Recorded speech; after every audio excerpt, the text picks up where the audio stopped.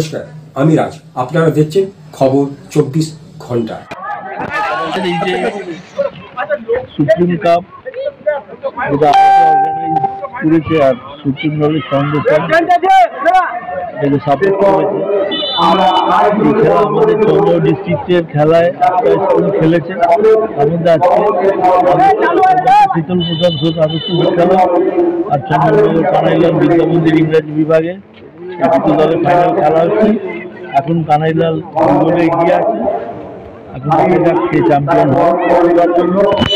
আপনার নামটা? আমার নাম Bijoy Ganguly, chairman supreme knowledge foundation.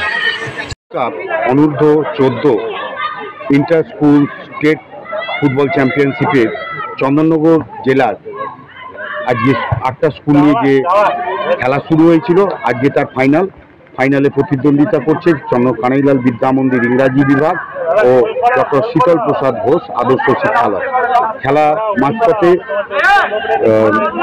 9 নম্বর এবং 7 নম্বর জার্সিধারী দুজনের দুটো গোল করে কানাইলালকে এগিয়ে দিয়েছে। খেলা এখনো চলছে এবং এখানে যারা আজকে চ্যাম্পিয়ন হবে তারা জোনালে যাবে।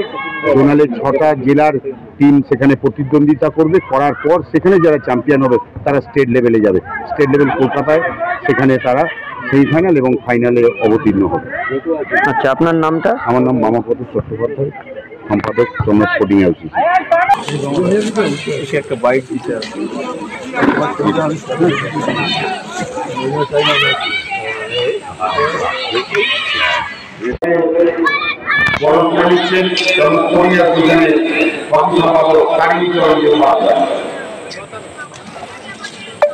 এদিকে হ্যাঁ।